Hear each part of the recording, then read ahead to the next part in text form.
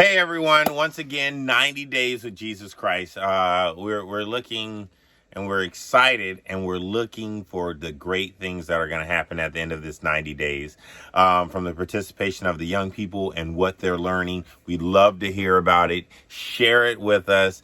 We just love to hear the testimonies of what kids are doing. So we're going to jump into it. Matthew chapter 11 today. That is correct. Okay, so Matthew chapter 11, and let's get in. It's a shorter chapter, so Shorter.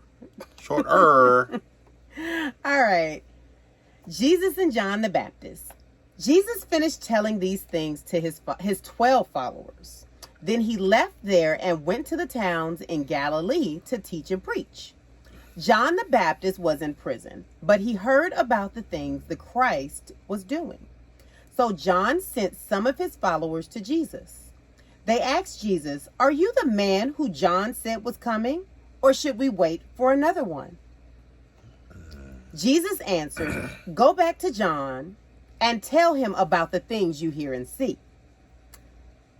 The blind can see, the cripple can walk, people with harmful skin diseases are healed, the deaf can hear, the dead are raised to life, and the good news is told to the poor.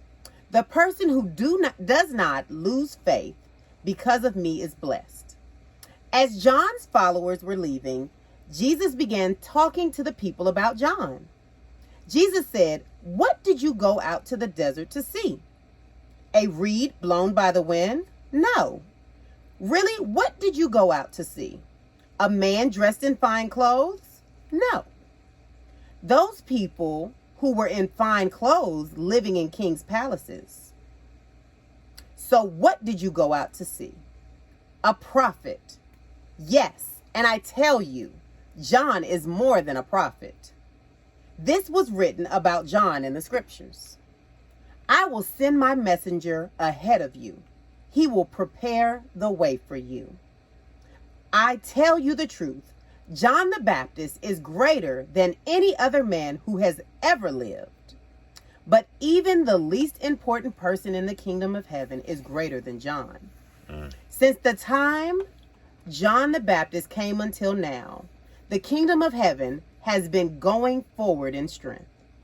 People using force have been trying to take the kingdom. All the prophets and the law of Moses spoke until the time John came.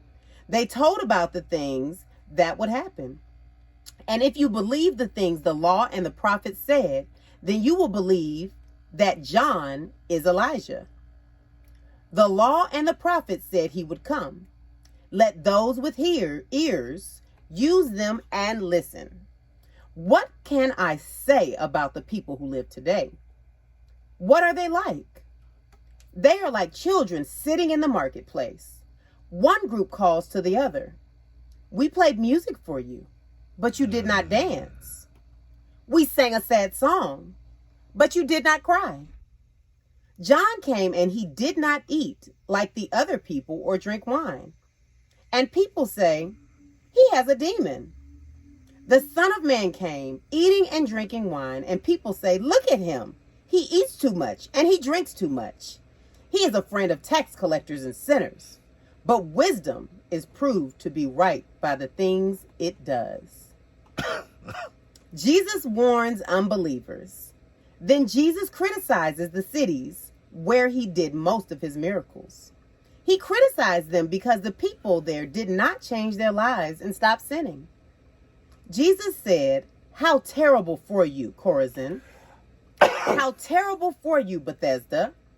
I did many miracles in you.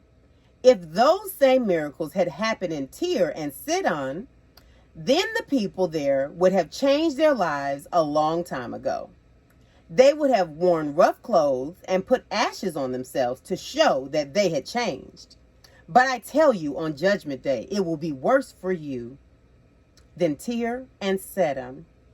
And you, Capernaum, will you be lifted up to heaven? No. You will be thrown down to the depths. I did many miracles in you. If those same miracles happened in Sodom, its people would have stopped sinning, and it would still be a city today. But I tell you, it will be worse for you on the judgment day than for Sodom. Jesus offers rest to people. Then Jesus said, I thank you, Father, Lord of heaven and earth.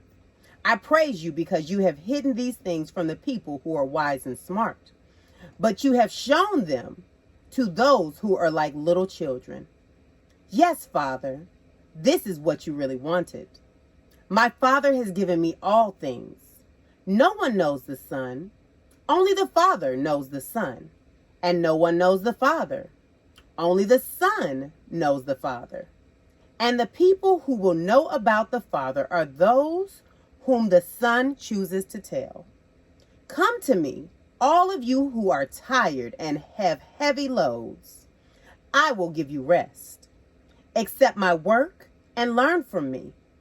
I am gentle and humble in spirit, and you will find rest for your souls. The work that I ask you to accept is easy. The load I give you to carry is not heavy. The whole time I was just thinking how animated she is when she's telling everybody else's voices and things like that. But once again, 90 Days with Jesus Christ definitely is entertaining, and it's not as boring for the kids to hear it in that type of form. So that's why I allow her to read, because she's more animated than I am. She really is. But we just want to thank y'all for tuning in. We want y'all to have a blessed day, blessed evening, blessed afternoon, blessed midnight if that's your time.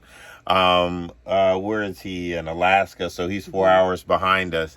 But even him, even though he's 4 hours behind us, he gets in, he's watching it. So just one of our children is watching it all the way in Alaska. So we just want to thank you and say be blessed in all that y'all do. But definitely, like I said, keep sharing what is going on with the children during this time. I think even I don't want to say it, but I think even a family member very close to her attitude has changed towards her parents and the way she explains things, even though she's a teenager.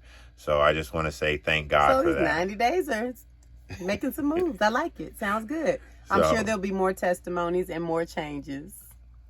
So we'll look forward to talking to y'all when it comes to Matthew chapter 12. Y'all have a great time. See you later. Bye.